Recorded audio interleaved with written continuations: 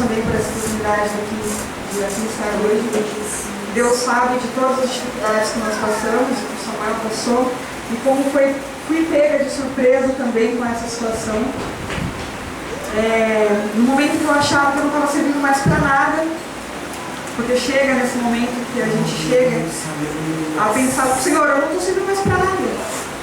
Deus manda um servo dele, nas mãos do servo dele, e eu sou o intermédio da palavra dele pela boca dele.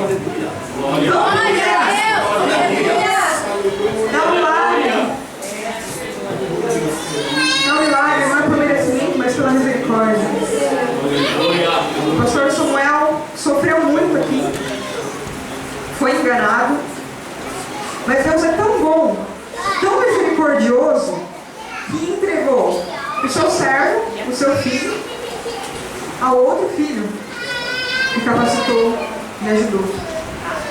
O nosso pastor Samuel, ele sentiu o desejo no coração de grande alegria em cantar um hino em inglês para vocês. Eu amo Jesus, na tradução literal do hino em inglês que ele vai cantar, e o nosso pastor vai fazer a tradução literal. A tradução literal do hino que ele vai cantar. Eu agradeço a Deus, primeiramente, pela oportunidade, e a todos aqui que estão aqui. Deus abençoe a todos. Amém. Glória a Deus.